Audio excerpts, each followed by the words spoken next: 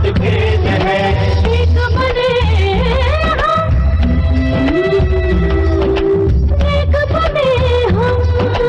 एक बने एक बने हम समय की यही पुकार है। One God, one world family, one God, one world family।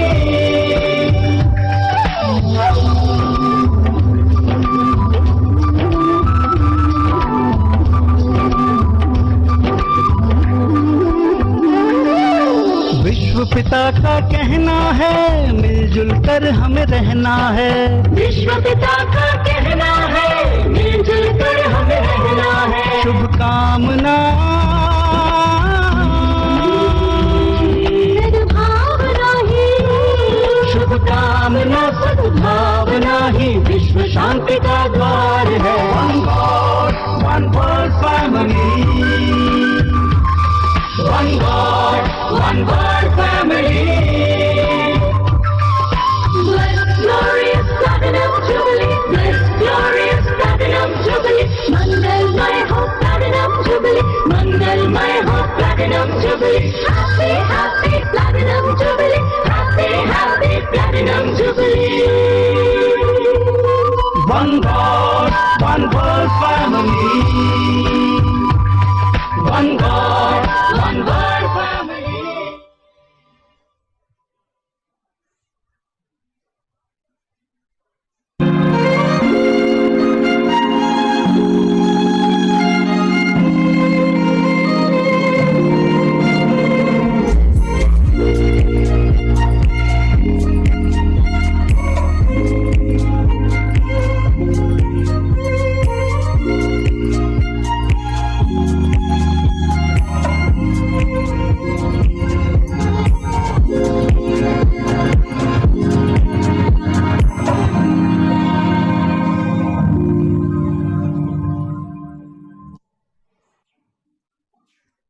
Om Shanti. Prajapita Brahma Kumari ईश्वरीय विश्वविद्यालय की तरफ से आज इस वेबिनार में कैलकाटा पब्लिक स्कूल के प्रिंसिपल और टीचर्स का स्वागत है और इसके अलावा जितने भी लोग इस वेबिनार में उपस्थित हैं उन सभी का स्वागत है। और आज का हमारा टॉपिक है इनर हार्मनी। इस वेबिनार में जितने भी लोग उपस्थित हैं उन सबको बहुत बहुत मुबारक हो। कहते हैं कोई भी कार्य की शुरुआत करने से पहले भगवान को याद किया जाता है, तो हम 2 मिनट परमात्मा को याद करेंगे।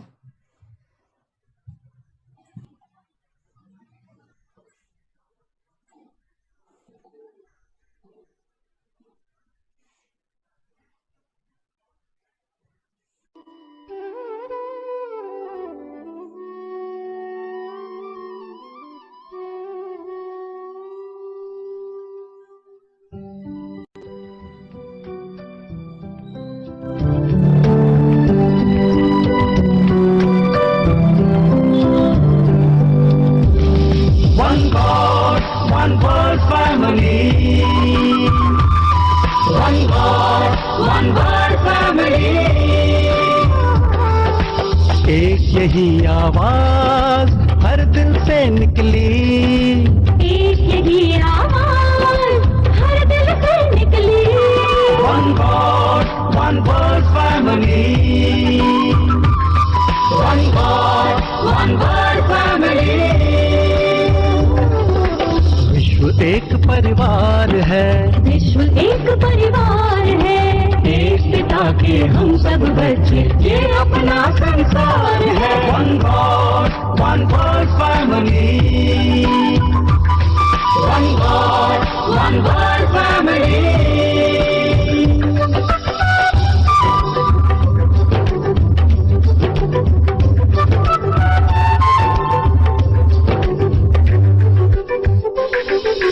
सबको लेकर साथ चले, हाथ में देकर हाथ चले। सबको लेकर साथ चले, हाथ में देकर हाथ चले। प्रेम एकता पवित्रता, प्रेम एकता पवित्रता सुख शांति का आधार है। One God, one world family, one God।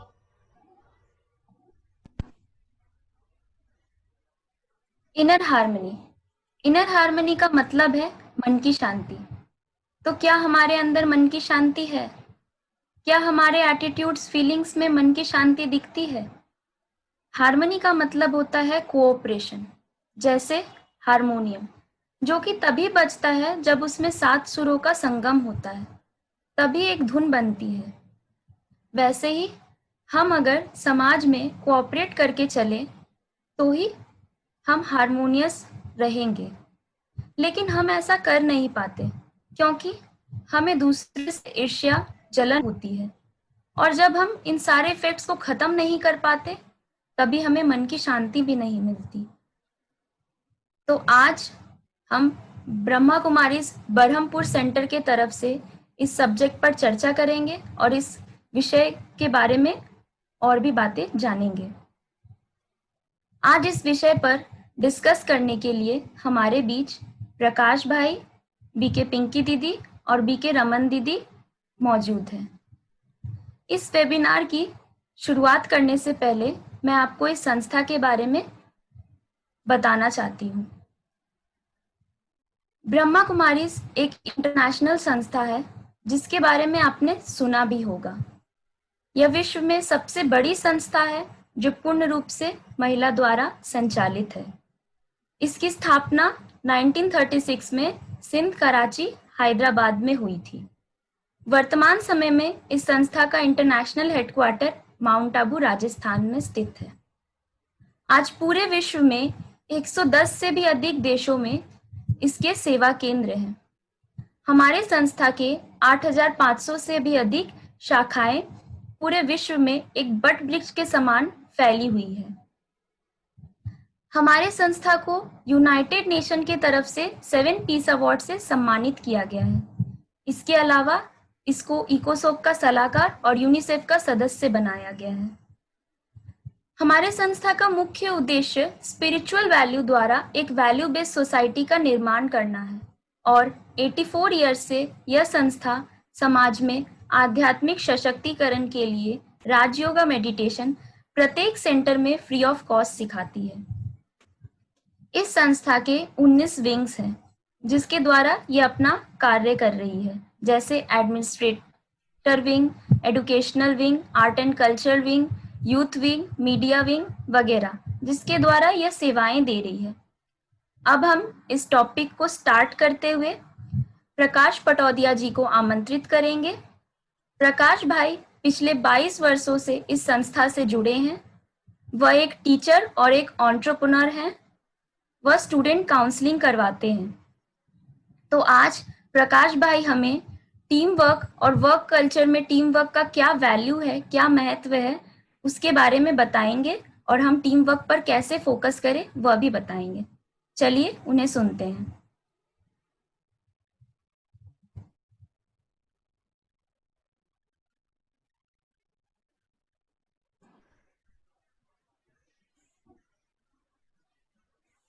Om Shanti. बहुत बहुत धन्यवाद। मेरा नाम बीके प्रकाश है, जैसा कि बहन ने बताया, और आज इनर हार्मनी के ऊपर हम चर्चा करने जा रहे हैं। इस वेबिनार से जुड़े हुए सभी स्कूल के प्रिंसिपल और सभी टीचर्स और साथ साथ और भी जो भी भाई बहने इससे जुड़े हुए हैं, सभी को मैं स्वागत करता हूं इस वेबिनार में। आज हम जब इनर हार्मनी के ऊपर चर्चा कर रहे हैं तो हमें ये जानना होगा कि हार्मनी जो शब्द है उसका क्या मतलब है। इस शब्द को हमने बहुत बार सुना होगा, तो जरा अगर आप इसको गहराई से चिंतन करें तो हार्मनी का मतलब होता है सब कुछ एक तालमेल के साथ चलना, एक कोऑपरेशन। हम जो सोसाइटी में अपने वर्क कल्चर में देखते हैं उसी को हम कहीं ना कहीं हार्मनी कह सकते हैं। लेकिन इस शब्द का बस इतना ही मतलब नहीं है, इसका एक बहुत ही गहरा मीनिंग है। तो आइए मैं आपसे एक प्रेजेंटेशन शेयर करता हूं और इस विजुअल मीडियम से मैं आपसे शेयर करने की कोशिश करूंगा कि इनर हार्मनी हम किसको कहेंगे। Just a moment.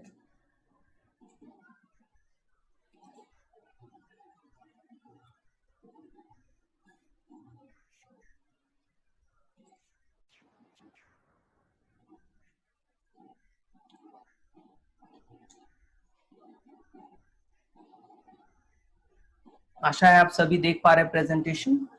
तो हम सबसे पहले जैसा कि बताया गया कि हार्मनी एट वर्क, हम कोई भी कार्य व्यवहार में हार्मनी हम एक्सपेक्ट करते हैं, और जब टीम वर्क होता है, जब हार्मनी होती है, तभी जो कार्य होता है वो बहुत स्मूथली होता है और वो सफल पूर्वक हम कर सकते हैं। चाहे वो आप अगर स्कूल की बात कर लें, तो स्कूल में अगर सभी टीचर्स हारमोनियसली अगर बच्चों को ना पढ़ाएं, तो देखिए एक सिस्टम बना हुआ है, सभी पीरियड्स बने हुए हैं, एक सिलेबस बना हुआ है, सभी एक हार्मनी के साथ चलते हैं, तभी बच्चों की पढ़ाई अच्छी होती है। वहाँ अगर डिस्टरबेंस हो, वहाँ अगर आपस में तालमेल की गड़बड़ हो जाए तो सब कुछ डिस्टर्ब हो जाएगा। इसी प्रकार से चाहे किसी भी कार्य क्षेत्र में आप देख लें तो हार्मनी की जरूरत होती है। लेकिन डे टू डे लाइफ में दिन पर दिन हम ऐसा देखने में आ रहा है कि टेक्नोलॉजी ने हमें बहुत एडवांस बना दिया है कहीं ना कहीं, लेकिन हमारे आपस में जितना तालमेल होना चाहिए, जितना कोऑपरेशन होना चाहिए, वहाँ कहीं ना कहीं हम देख पाते हैं कि कई ऐसी चीजें हैं जिसके कारण डिस्टरबेंस क्रिएट होता है। जैसे उसका कहीं ना कहीं लिंक जुड़ा होता है हमारे अपने सोच में। लाइक अगर किसी के अंदर ईर्ष्या है तो एक दूसरे से हम कोऑपरेट करके नहीं चल सकते, या फिर अगर हम किसी को पसंद नहीं करते, किसी का सम्मान नहीं करते, तो भी हम कोऑपरेट नहीं करेंगे, हार्मोनियसली नहीं चल पाएंगे। इस प्रकार से बहुत सारी ऐसी वैल्यूज होती है, अगर वो वैल्यू किसी ऑर्गेनाइजेशन में नहीं है तो वहां पे हार्मनी होना बिल्कुल भी संभव नहीं है। अगर हम नेचर को देखें तो नेचर में आप देखिए कितनी सुंदर हार्मनी है। हम वाटर साइकिल को देखते हैं तो वाटर साइकिल में किस प्रकार से सूर्य की जो ताप है उससे एवापोरेशन होता है, उसके बाद प्रकृति में ऐसा सुंदर एक सिस्टम बना हुआ है जिसके कारण फिर कॉन्डेंसेशन और फिर वो हमारे पास बारिश के रूप में वो पानी फिर वापस नीचे आ जाता है, और फिर इसी प्रकार से साइकिल चलता रहता है, और वो भी एक नियम पूर्वक, एक समय अनुसार, एक सीजनल वे में चलता रहता है। तो नेचर ने कितना सुंदर एक सिस्टम बना के रखा हुआ है। इसी प्रकार से लाइफ साइकिल है, इसी प्रकार से कई ऐसे साइकिल्स हमारे नेचर में ऑटोमेटिकली चलते रहते हैं, हार्मोनियसली चलते रहते हैं।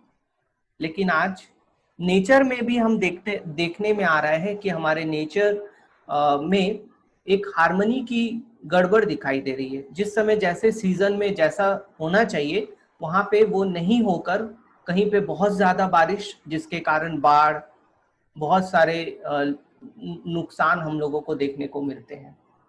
तो ये जो नेचर में भी एक डिस्टरबेंस है, एक हार्मनी की कमी दिखाई दे रही है, उसका कारण कहीं ना कहीं हम खुद हैं। ऐसा हम सभी जानते हैं कि एनवायरनमेंट को जो बिगाड़ने का जो काम है वो कहीं ना कहीं हमने ही किया है, नेचर में हार्मनी की कमी हमने ही लाई है। तो आइए अब आगे देखते हैं। इसके बाद हम देखते हैं सारे विश्व में अगर हम हार्मनी देखना चाहते हैं तो इसके लिए ज़रूरी है कि जितने भी अलग अलग देश हैं वो मिलकर एक साथ कोई एक रूल्स रेगुलेशन, एक समझौते पे कार्य करें। इसी के लिए यूनाइटेड नेशंस का गठन हुआ, जिसके कारण सभी देशों में, ज़्यादातर देशों में जो उसके साथ एग्री करते हैं उन देशों में हार्मनी बनी रहे। लेकिन आज हम देख पा रहे हैं कि कहीं ना कहीं बहुत सारे अलग अलग गुट बन गए हैं। कुछ देश आपस में एक अलग राय रखते हैं, कुछ देश अलग राय रखते हैं, और इस कारण से हार्मनी बहुत ज़्यादा डिस्टर्ब हो रही है। कोई भी एक दूसरे से सहमत नहीं है, और इसके कारण हम सारे विश्व में एक बहुत बड़ी बड़ी समस्याओं को देख पा रहे हैं।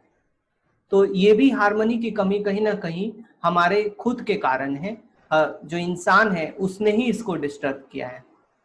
आगे हम देखें तो रिलीजियस हार्मनी, सभी रिलीजियंस के बीच में हम हार्मनी एक्सपेक्ट करते हैं, लेकिन ऐसा देखने में आता है सभी रिलीजन में कुछ ना कुछ ऐसी बातें लोग लेकर बैठ जाते हैं, और दूसरे रिलीजन्स को हम रेस्पेक्ट कम करते हैं या उनसे कोई ना कोई ऐसी बातों से नफरत करते हैं, ये सब चीजें जब आ जाती है तो रिलीजन्स के बीच में भी हार्मनी नहीं रहती। उसका भी कारण कहीं ना कहीं हम खुद हैं। तो ये सब जो बाहर की चीजें हम देख पा रहे हैं, ये सब, इन सब चीजों में हार्मनी की कमी कहीं ना कहीं ये इशारा करती है कि बाहर में जो प्रॉब्लम्स है उनको कहीं ना कहीं ठीक करने का जो जरिया है वो हमारे खुद के अंदर है। लेकिन हम क्या करते हैं, हम बाहर की चीजों को ध्यान देते हैं, बाहर की चीजों में ज्यादा अपना समय लगाते हैं।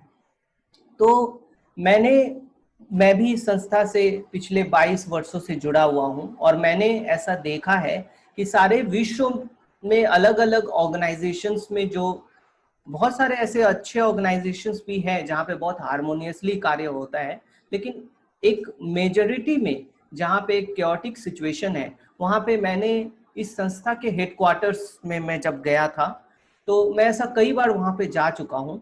प्रजापिता ब्रह्मा कुमारी ईश्वरीय विश्वविद्यालय का जो हेडक्वार्टर्स है माउंट आबू राजस्थान में, वहाँ पे बहुत सारे अलग अलग डिपार्टमेंट्स बने हुए हैं। जैसे एक भोजन बनाने के लिए किचन डिपार्टमेंट है, इलेक्ट्रिसिटी के लिए एक अलग डिपार्टमेंट है, वहाँ के जो बिल्डिंग्स बनाने के लिए उसके लिए अलग डिपार्टमेंट है, रख रखाव के लिए अलग डिपार्टमेंट है, मेंटेनेंस डिपार्टमेंट। इस तरह से हर चीज के लिए अलग अलग विभाग बना हुआ है, एक डिपार्टमेंट बना हुआ है।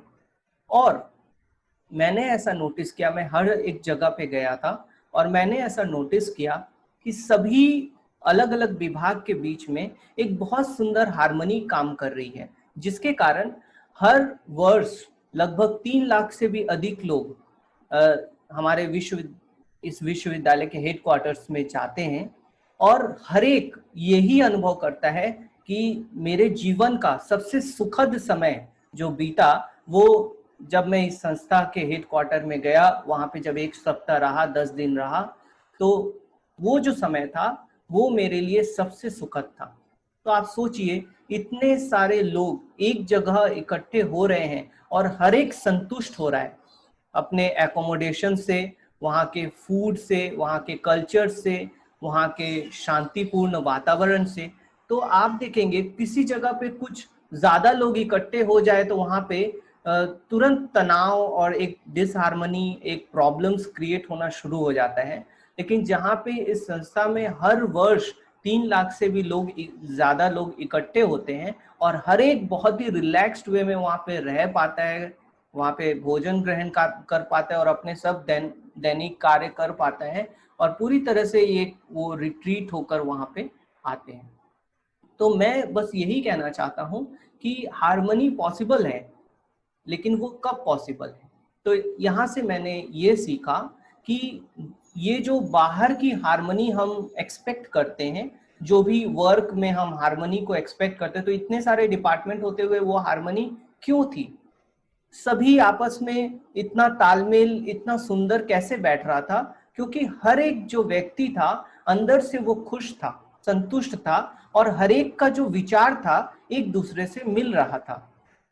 क्योंकि यहाँ पे जो एक शिक्षा है, एक जो एजुकेशन हमें मिला है इस विश्वविद्यालय से, मेडिटेशन का एजुकेशन, और सिर्फ वो एजुकेशन नहीं, हमारा लाइफस्टाइल ऐसा बना है, तो वहाँ पे हर एक व्यक्ति का उस तरह का ही लाइफस्टाइल है और इसीलिए हर एक के थॉट्स में कहीं ना कहीं हार्मनी है।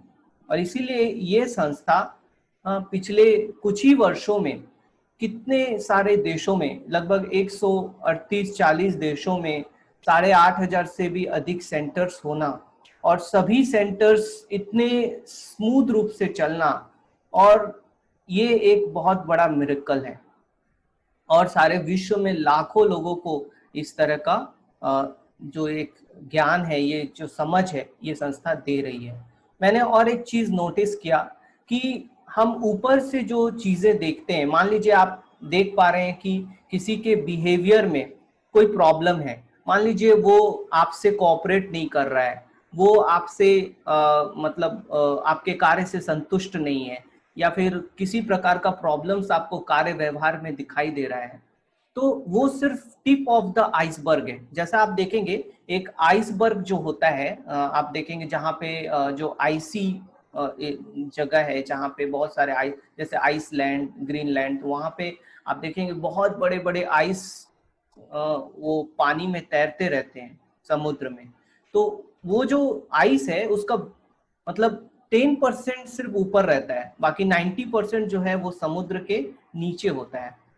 तो ये मैंने इसलिए आपसे शेयर किया। इसी प्रकार का हमारा नेचर है, ह्यूमन नेचर जो बाहर दिखाई देता है वो सिर्फ टिप ऑफ द आइसबर्ग है।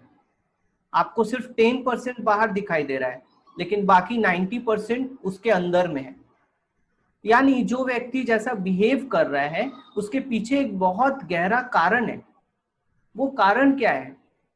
वो कारण ये है कि वो हर एक व्यक्ति अपने ट्रू नेचर को भूलकर अपने, जैसा कि हमने देखा नेचर में डिसहार्मनी क्रिएट होने का कारण क्या है कि हमने ह्यूमन इंटरफेरेंस हुआ है नेचर में बहुत ज्यादा। हमने क्या किया, आर्टिफिशियल चीजें इतना हमने किया, इतना ज्यादा कार्बन डाइऑक्साइड छोड़ दिया, तो हम नेचर को क्या हमने किया, डिस्टर्ब कर दिया। उसी प्रकार से ह्यूमन नेचर है वो भी आज डिस्टर्ब हो गया है, क्योंकि हमारी जो ट्रू नेचर है उसको हमने पूरी तरह से नेग्लेक्ट करके हमने किस नेचर को धारण कर लिया, जो हमें बाहर दिखाई दे रहा है। टीवी में आप जैसा देख रहे हैं, आप देखिए आजकल इतना सारा विजुअल माध्यम हमारे सामने मौजूद है। आपके मोबाइल में आप 24 घंटा वीडियो देख सकते हैं, आपके मोबाइल में यूट्यूब मौजूद है। इतना सारा जो एंटरटेनमेंट और इतना सारा जो मीडियम के थ्रू से हमारे हम जो इसको अपने अंदर डाल रहे हैं, ये सब क्या है? ये सब जो कंटेंट आपके ब्रेन में जा रहा है ये कहीं ना कहीं प्रोसेस होता है। ये ऐसा नहीं कि आपने देखा और भूल गए, इट्स नॉट लाइक दैट। तो ये सब हमारे माइंड में, बुद्धि में ग्रहण होता है और वो हमारे अलग अलग बिहेवियर या संस्कारों के रूप में उभर कर आता है।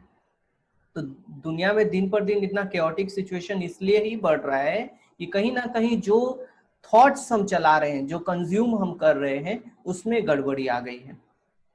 तो मेडिटेशन हमें ये सिखलाता है कि हमारी जो इनर वर्च्यूज है उसकी तरफ हम फिर से कैसे अपने आप को मोड़ें, अपनी मन को हम कैसे फिर से क्लीन करें, उसको एक जैसे हम लोग हाथों को सैनिटाइज आजकल कर रहे हैं, बहुत ज्यादा बार बार हाथ धोते हैं, सैनिटाइजर लगाते हैं। क्यों लगाते हैं? तो कहीं कुछ ऐसा वायरस हमारे हाथ में रेसिड्यू न रह जाए। लेकिन कभी आपने क्या सोचा है कि आपके मन को भी सैनिटाइजेशन की जरूरत है? आप अपने मन को जो इतने सारे थॉट्स चलाते रहते हैं, बहुत सारे ऐसे व्यर्थ नेगेटिव थॉट्स आपके माइंड में आते होंगे, बुरी बातें, तो उन बातों का प्रभाव हमारे मन पे, हमारे ब्रेन पे, हमारे अपने बिहेवियर पे और हमारे पर्सनालिटी पे पड़ता है और अल्टीमेटली वही हमारे कार्य में दिखाई देता है। तो मेरा कहने का मतलब है हम बाहर दुनिया को बदलने न चले, लेकिन दुनिया तभी बदलेगी जब हम स्वयं बदलेंगे, जब हम अपने ट्रू नेचर की तरफ वापस जाएंगे। तो हमारा ट्रू नेचर क्या है? वो है हैप्पीनेस। इसलिए आप देखिए, आप हैप्पीनेस की तरफ आकर्षित होते हैं। जहाँ पे दुख है, तकलीफ है, वो आपको आकर्षित नहीं करता है, खुशी आपको आकर्षित करती है। इसलिए आज देखिए इतने सारे कॉमेडी चैनल्स कितने कुछ चल रहे हैं। क्यों चल रहे हैं? क्योंकि हम चाहते हैं खुशी लाइफ में, कोई दुख नहीं चाहता है। उसके बाद है पीस, शांति। दुनिया में कितनी प्रकार की अशांति है, लेकिन हम एक्सपेक्ट क्या करते हैं? अल्टीमेटली हमें शांति चाहिए। हम जो कुछ भी कर रहे हैं अपने परिवार के लिए, अपने लिए, हम अल्टीमेटली चाहते हैं हमें शांति, माइंड हमारा शांत हो। हम सबसे प्यार चाहते हैं, कोई नफरत नहीं चाहता। हम चाहते हैं कि हम शक्तिशाली रहें, कोई कमजोर रहना नहीं चाहता। और एक क्या है हमारा गुण? वो है प्यूरिटी, पवित्रता, स्वच्छता। कोई गंदा या फिर बुरी चीजें अपने घर में रखना नहीं चाहता। हम लोग साफ सुथरा रहना चाहते हैं, स्वच्छता ये हमारी नेचर है।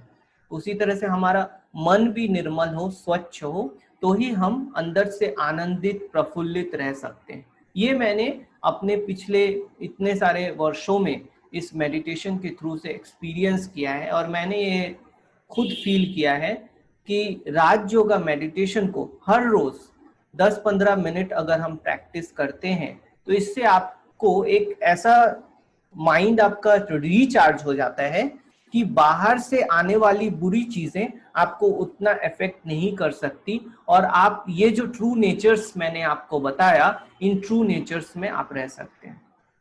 तो हमारे और भी जो स्पीकर्स हैं वो आपको और बहुत अच्छी तरह से, वो हमारे टीचर्स हैं, उनसे मैंने ये सब सीखा है, वो स्वयं आपसे इस बारे में बताएंगे और बहुत अच्छी तरह से वो शेयर करेंगे कि किस प्रकार से हम अपने ट्रू नेचर की तरफ वापस जा सकते हैं, और इसी प्रकार से हम जो आउटर हार्मनी है, जो सोसाइटी में हार्मनी हो, वर्ल्ड में हार्मनी हो, कैसे प्राप्त करेंगे, उसके और डिटेल्स में आप अभी उनसे सुनेंगे। आप सभी का बहुत बहुत धन्यवाद मुझे सुनने के लिए। ओम शांति।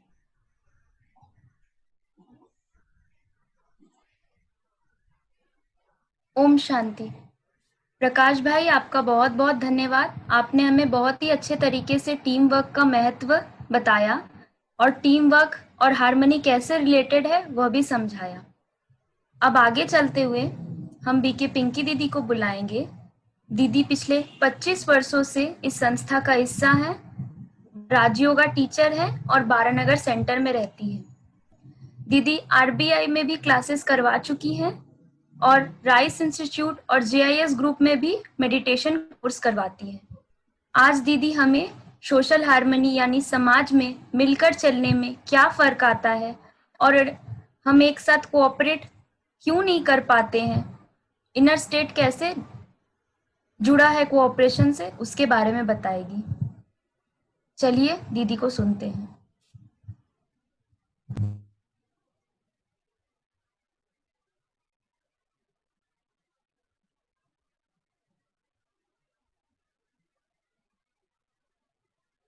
आपका म्यूट है दीदी।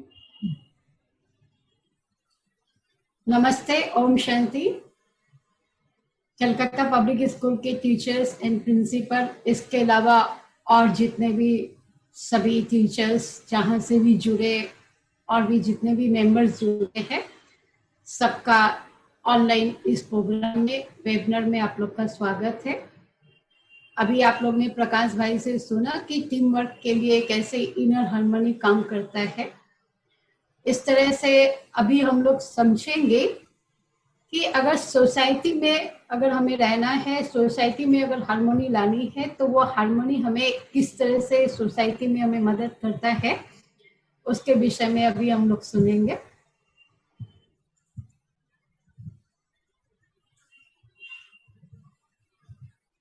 तो आज हम लोग सभी भारत में रहते हैं। भारत देश जो है सबसे महान था और वापस महान बनेगा, क्योंकि भारत को ही माँ कहते। और यहाँ पर देखिए, हर धर्म के लोग, हर भाषा के लोग, हर वर्ग के लोग, कोई जाति नहीं, कोई पात नहीं, हर सभी कोई रह सकते, चाहे वो गरीब हो चाहे अमीर रहे, सभी अपने रिलीजियस को भी मेंटेन कर सकते हैं और हर बातों में वो अपने जीवन को श्रेष्ठ बनाने का जो एक इंडिया में ही वो फैसिलिटी है कि जो जो करना चाहे सब कुछ कर सकता है।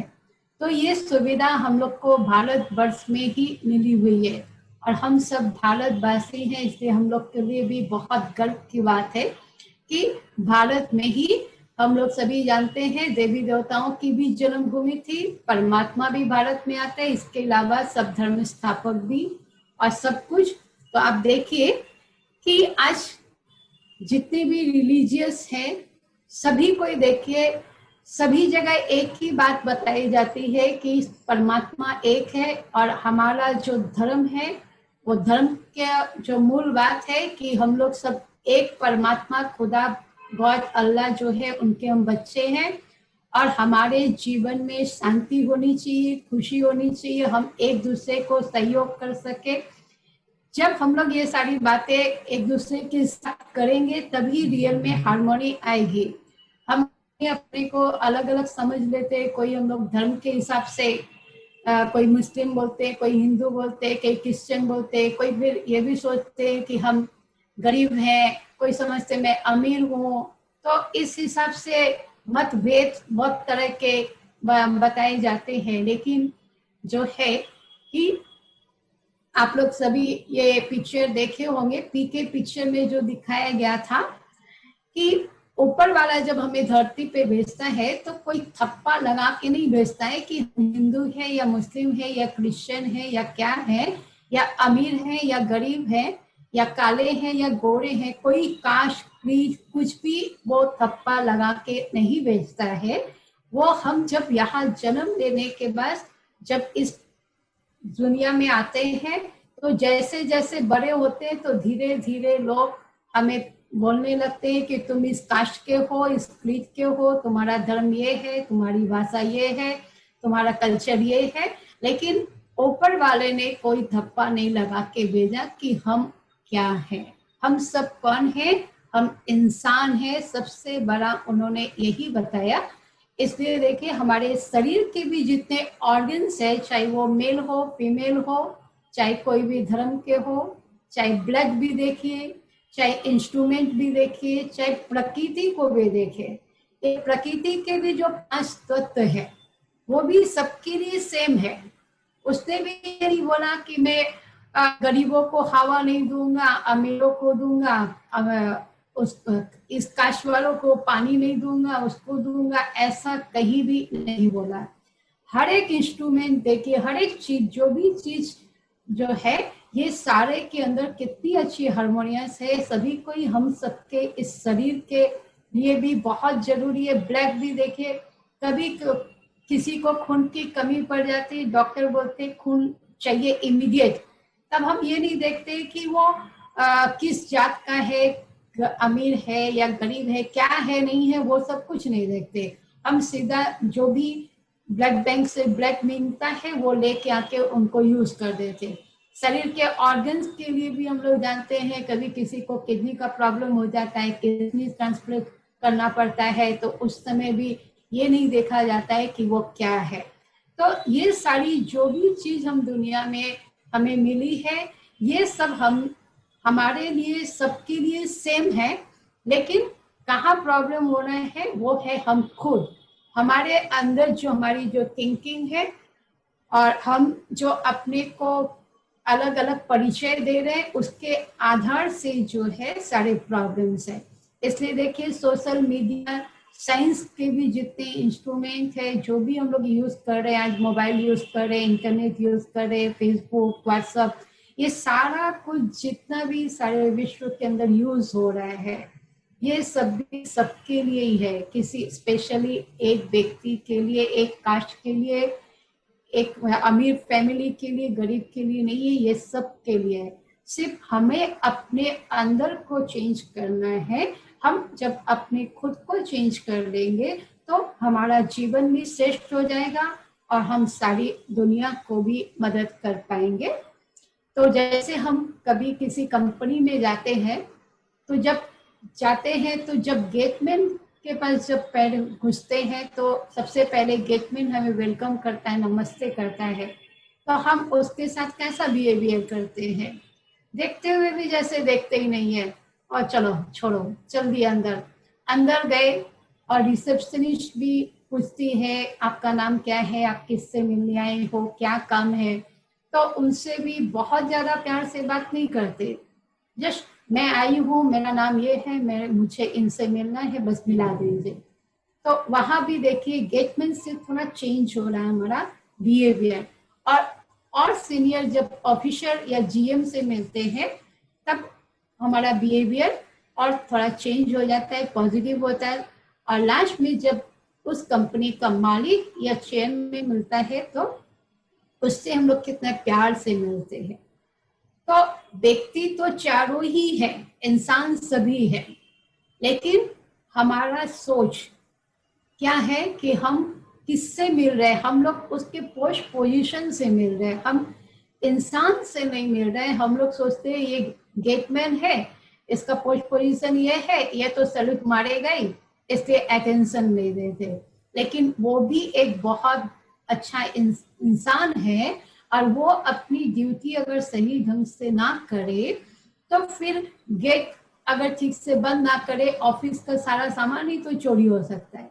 तो इसलिए उसकी भी वैल्यू है, और जो रिसेप्शनिस्ट है उसकी भी वैल्यू है, और जो जीएम और एमडी सबकी वैल्यू अपनी अपनी है। तो इसके ऊपर एक प्रैक्टिकल बात याद आ गई कि एक बार एक व्यक्ति कोल्ड स्टोर में काम करते थे। वो वहां के जो गेटमैन थे उनको रोज अंकल जी कैसे हो जब घुसता था उस समय भी उनको नमस्ते गुड मॉर्निंग करके घुसता था, और शाम को जब वापस जाता था तभी भी उनसे मिल के जाता था।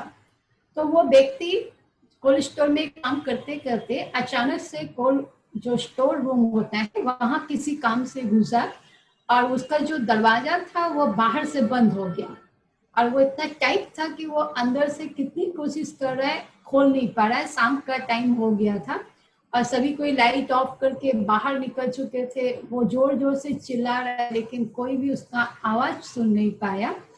तब वो तो सोचा आज तो मैं गया, क्योंकि आप समझ नहीं सकते हो कोल्ड स्टोर में कितनी ठंडक होती है। तो धीरे धीरे उसकी बॉडी एकदम ये होने लगी और उसको लगा बस अब मैं इस दुनिया से जाने वाला हूँ। तो उसने ऊपर वाले को खूब याद करना चालू किया कि ऊपर वाले तुम मुझे मदद करो, अभी तो कोई उपाय नहीं दिखाई दे रहा है। फिर अचानक से उनको गेट खोलता हुआ दिखाई दिया। गेट खुला तब उन्होंने देखा कि वो गेट कीपर जो था वो दरवाजा खोला, बोला बाबू आप ये मैं तब से आपको खोज रहा हूँ और आप यहाँ हो। फिर उसको वहां से बाहर निकाला और बोला कि मैं गेट कीपर को उन्होंने पूछा कि आपको कैसे पता कि मैं यहाँ हूँ। तो बोला रोज एक ही आप ऐसे इंसान हो जो रोज घुसते हो उस समय भी मेरे से मिलते हो, काका कैसे हो, और जाते समय भी पूछ के जाते हो कि आप ठीक हो ना, आपको कुछ चाहिए तो मुझे बताइएगा। तो देखिए कि सबको जब हम लोग इज्जत देते हैं तो क्या होता है, हमारे जीवन में भी फायदा होता है। वो गेटमैन ही तो उनका जीवन बचाया। इन सभी इंसान हैं, सबके कार्य की वैल्यू है, सबको हमें मदद वैल्यू देना है, रेस्पेक्ट देना है। इसलिए हमारे भी जो भी काम हम लोग सभी करते हैं, टीम वर्क जो भी करते हैं, तो सब एक दूसरे के जितना सहयोग देंगे, प्यार से करेंगे तो वो काम करना हमारे लिए बहुत सहज हो जाएगा। क्योंकि एक अकेला कोई भी व्यक्ति कोई भी काम नहीं कर सकता। इसलिए एक बार क्या हुआ, 5 अंगुली आपस में झगड़ा करने लगे। राइट हैंड का अंगूठा बोल रहा है कि मैं सबसे बड़ा, क्योंकि मैं हूं ही अंगूठा, सबसे यूनिक हूँ। दूसरा इसने बोला मैं भगवान की तरफ इशारा करता हूँ इसलिए मैं सबसे बड़ा हूँ। तीसरा इसने बोला कि मैं तो हूँ ही बड़ा, मेरे को बोलने की जरूरत ही नहीं है। और इसने बोला मैं तो सबको चंदन का तिलक उलक लगाने में हम अंगुली यूज करते इसलिए मैं बड़ा। फिर इसने बोला मैं कांगनी हूँ, तो क्या हुआ, मेरे से ही तो श्री कृष्ण जी ने गोवर्धन पर्वत उठाया था। तो पांचों आपस में लड़ाई करने लगे कि कौन बड़ा। तो उन्होंने क्या किया, बुद्धि के पास गए कि आप डिसाइड करके बताओ कि कौन बड़ा। तो बुद्धि ने बोला एक काम करो, बूंदी ले आओ, और बूंदी ले आके सबको बोला इंडिविजुअली आप लोग लड्डू बनाओ। सभी ने कोशिश किया, कोई भी बना नहीं पाया। लास्ट में उन्होंने बोला पांचों मिलके बनाओ, तो फटाफट लड्डू बन गया। इसका अर्थ यही है कि हम लोग जो समाज में जो सबसे नीचे वाले हैं और जो सबसे ऊंचे वाले हैं, सबको रिस्पेक्ट देंगे, सबकी वैल्यूज को जितना सम्मान देंगे तो हमारे लिए सभी एक है, सभी की वैल्यू अपनी अपनी है। तो सबको जितना वैल्यू देंगे हम उतना ये कर पाएंगे। इसलिए कोई काला भी नहीं है, कोई गोरा भी नहीं है, सभी एक हैं, सभी इंसान हैं। और हमारी ये चीफ ऑफ ब्रह्मा कुमारी इसके पहले थी, ये भी दादी जी कहती हैं कि हारमोनी मतलब कोई भी काम में अगर किसी के सामने अगर हमें झुकना पड़े, अगर हार मान लेना पड़े तो उसमें क्या जाता है। मीन्स एक बार क्या हुआ कि एक यंग ऑटो ड्राइवर बहुत अच्छा था, वो ऑटो चला के रास्ते से कुछ सवारी लेके जा रहा था। अच्छा, वो अपने रास्ते से सही ढंग से ही जा रहा था। अचानक से उसके बगल से एक गाड़ी आई, बहुत कॉस्टली गाड़ी थी, उसमें एक कोई यंग बैठा हुआ था और उसने आके उसकी गाड़ी को धक्का मारा, ऑटो को धक्का मारा। तो और खुद ही गाड़ी से निकल के ऑटो वालों को ही डांटने लगा कि तुम देख के गाड़ी नहीं चलाता, ये नहीं करता। उसको खूब जोर जोर से डांट लगाने लगा कि तुम्हारी वजह से आज मेरी गाड़ी में टक्कर लगी, प्रॉब्लम हुआ। तो वो बेचारा कुछ नहीं बोला, वो बोला अच्छा ठीक है, सॉरी। जबकि उसकी कोई गलती नहीं थी, गलती उसकी थी जो पैसे वाला था, लेकिन उसने हार नहीं मानी।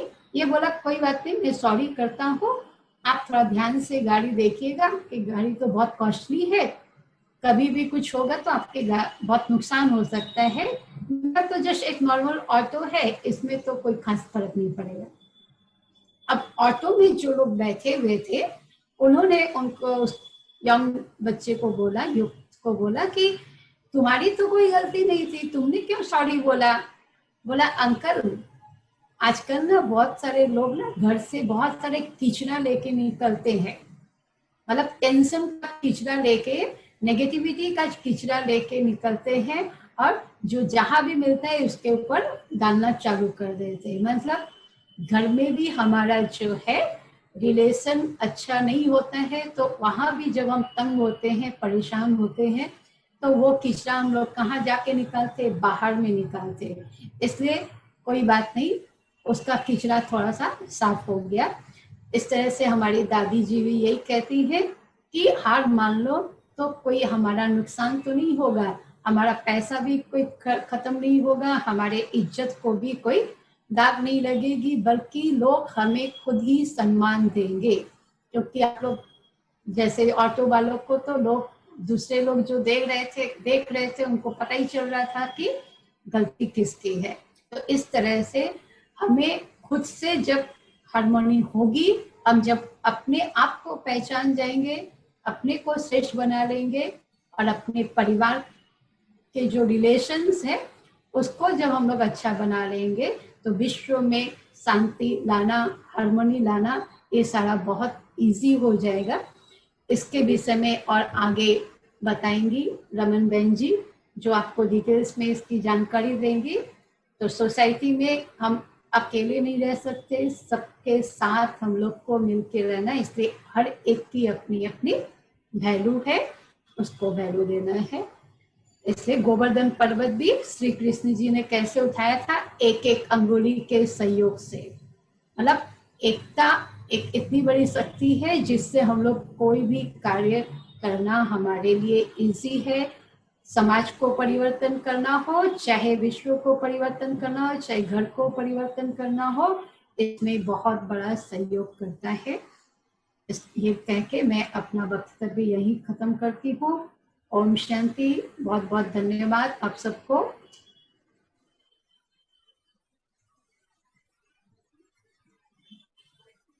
ओम शांति।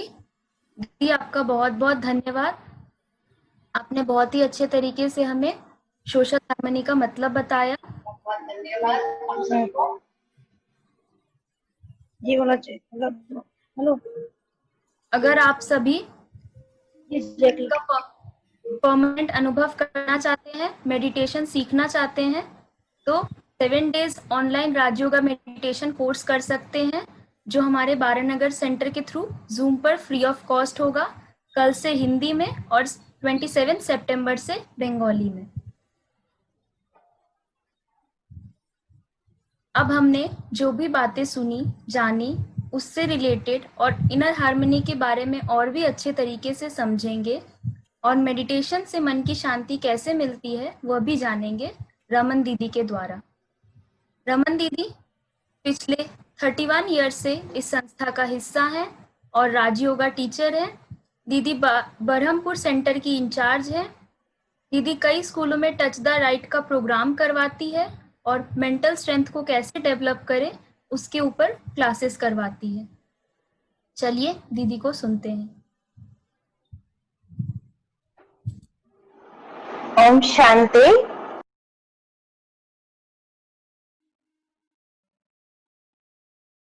सभी भाई बहनों को आज इस इनर हार्मनी प्रोग्राम में सबका स्वागत है। अभिनंदन करते हुए आज हम अपना वक्तव्य शुरू करते हैं।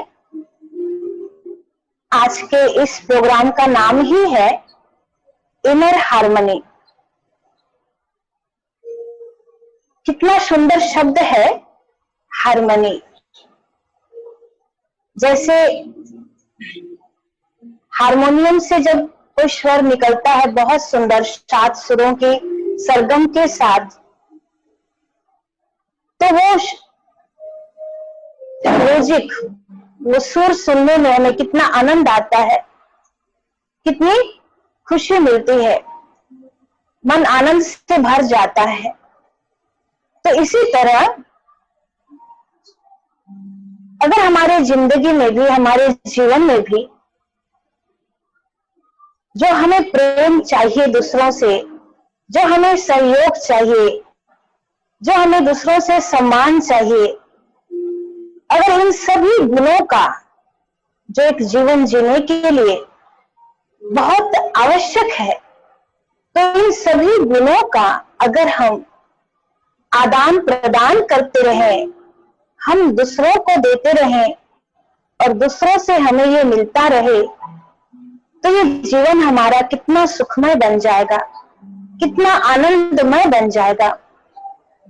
क्योंकि आज हमारी जो सबसे बड़ी कंप्लेन होती है, आज हमें बाह्यिक सुख साधनों की कमी नहीं है, आज हमें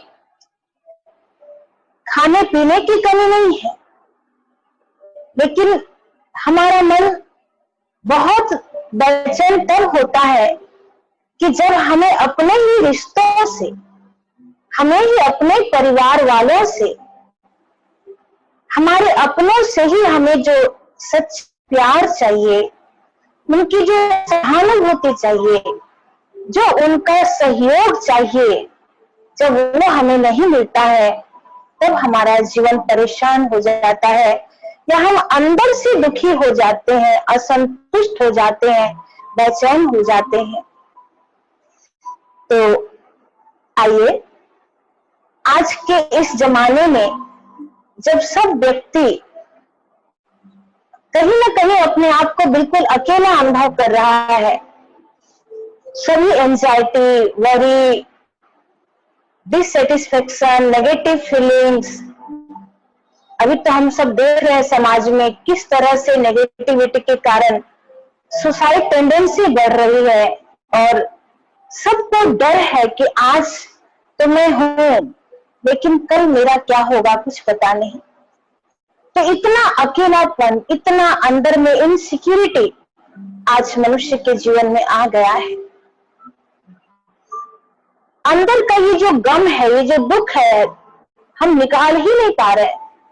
तो इसका कोई कारण अगर हम ढूंढें, तो कारण यही है कि आज हर एक व्यक्ति, हर एक से, जो भी उसके सामने है, जो उसके अपने हैं, जिनको वो अपना समझता है, उनसे उनको सच्चा प्यार चाहिए, हार्मनी चाहिए, सहयोग चाहिए, सहानुभूति चाहिए, लेकिन वो मिले कैसे? तो आज दुनिया में इतना टेंशन बढ़ रहा है, लेकिन हमें जो असली डोज वो नहीं मिल रही है। कारण क्या है इसका? नेक्स्ट स्लाइड में ही जानेंगे। कि जैसे आज किसी को पेट में दर्द है, बहुत दर्द है पेट में, अब वो डॉक्टर के पास जाएगा, कहेगा डॉक्टर बाबू मुझे बस मेडिसिन दे दो, बहुत दर्द है। तो वो अपने पेट की दर्द को मिटाने के लिए वो एक सहज उपाय ढूंढ लिया है कि बस मुझे मेडिसिन मिल जाए बहुत पावरफुल और मेरा पेट का दर्द ठीक हो जाए। लेकिन अगर डॉक्टर उससे पूछता है कि तुमने ये 3 दिन के अंदर क्या भोजन किया है, क्या खाना खाया है, तो वो बताएगा कि हाँ मैंने ये खाया, फास्ट फूड खाया, या मैं जंक फूड खाता हूँ, या जो भी मेरी इच्छा होती है मैं वो खा लेता हूँ। तो डॉक्टर उसे सजेस्ट करता है कि देखो अगर तुमको ये पेट की प्रॉब्लम से बचना है तो तुमको अपने खाने पीने पर सावधान होना पड़ेगा। ऐसा जंक फूड या ऑयली फूड या बाहर के भोजन ये सब तुम इतना नहीं खा सकते, इतना रिच फूड नहीं ले सकते हो, तुम्हारे पेट की अपनी शक्ति है डाइजेस्ट करने की। लेकिन वो कहता है कि मैं इन सब चीजों को कंट्रोल नहीं कर पाऊंगा, मेरी जो हैबिट है वो चलेगी मेरे साथ, बस आप अभी जो मेरे पेट में दर्द हो रहा है इसको आप ठीक कर दो, मुझे टैबलेट दे दो। तो आज हम जिंदगी को कैसे जी रहे हैं कि जो संयम, जो नियम के साथ हमें जीना है वो हम नहीं जी पाते, उसके ऊपर हमारा फोकस नहीं है। हम इतने आधुनिक हो गए हैं, इतने आत्मिक रूप से स्वतंत्र हो गए हैं मानसिक रूप से कि किसी भी बात का कोई बर्डन हमारे जीवन में हो, बाइंडिंग्स हो, कोई कंट्रोल हो, ये सब हमें अच्छा नहीं लगता। हम बहुत फ्रीडम चाहते हैं, हम बहुत फ्री हैं अपने लाइफ में, लेकिन जब पेन हो रहा है तो बस मुझे टैबलेट मिल जाए। तो ठीक इसी तरह आज का मनुष्य भी रोज दिन कंप्लेन करता है, मुझे ये टेंशन, मुझे ये प्रॉब्लम, मुझे ये है। लेकिन अगर उसे कहा जाए कि भाई आपके जीवन में जो टेंशन है उसके कारण को ढूंढो, आप उसकी असली जो रीजन है उसको ढूंढो, तो वो कहते हैं कि कुछ भी हो रीजन, मैं अपने एटीट्यूड को नहीं बदल सकता, मैं अपने दृष्टिकोण को नहीं बदल सकता, मैं अपने थिंकिंग पैटर्न को नहीं बदल सकता, मैं अपने व्यवहार को नहीं बदल सकता, तो मैं अपने आउटलुक को नहीं बदल सकता। मैं कहने का अर्थ है कि हम जो है जैसे है, मुझे चेंज होने की आवश्यकता नहीं है। लेकिन अगर मेरे जीवन में टेंशन, एंजाइटी, कोई भी प्रकार का प्रेशर, स्ट्रेस लेवल बढ़ रहा है, तो बस कोई मेडिसिन मिल जाए, कोई मनोवैज्ञानिक डॉक्टर मुझे टैबलेट दे दे और मैं एकदम अंदर से खुश हो जाऊं। और जब वो इस प्रकार की डिमांड करता है और अपने अंदर का कोई भी चेंज नहीं लाना चाहता और सिर्फ बाहर से खुली पाना चाहता है, तो जब वो मनोवैज्ञानिक डॉक्टर जब उसको स्लीपिंग टैबलेट देता है, उससे भी अगर उसका टेंशन दूर नहीं होता है, तो फिर वो ड्रग्स की तरफ चला जाता है, ड्रग एडिक्टेड होता है कि अब मुझे एक ही सहारा है कि मैं नशा करूं। और फिर वो नशे से उसको जो सामूहिक थोड़ी खुशी मिलती है उसकी तरफ जाता, या कोई साधु के पास चला जाता है कि कोई साधु के पास चला जाता है कि कोई साधु मुझे आशीर्वाद का हाथ दे दे और मुझे वरदान दे दे और मेरी सारी प्रॉब्लम ठीक हो जाए। या कोई ज्योतिष के पास जाएगा कि मुझे ज्योतिष कोई ताबीज दे दे, कोई ऐसा कोई अंगूठी दे, कोई पत्थर दे दे जो मेरी सारी प्रॉब्लम ठीक हो जाएगी। तो कहने का अर्थ है कि आज का मनुष्य अपने जीवन में कोई जो सेक्रीफाइस, जो चेंज, जो कंट्रोल उसको लाना है वो नहीं करना चाहता, लेकिन बस उसको एक टैबलेट चाहिए, उसको कोई एक चमत्कार चाहिए कि कोई गुरु का, कोई साधु का आशीर्वाद का हाथ उसे मिल जाए, या कोई ज्योतिष उसे एक अच्छी सी अंगूठी दे दे, ताबीज दे दे और उसकी सारी प्रॉब्लम ठीक हो जाए। तो क्या ये संभव है कि अगर हम जैसे अपने डाइट को हम चेंज ना करें, हम अपनी फूड हैबिट्स को चेंज ना करें और हमारा शरीर में पेन बढ़ता जाए, प्रॉब्लम बढ़ती जाए, डॉक्टर हमें टेबलेट दे, हम खाते रहें, तो इससे हमारा इलाज कब तक होगा?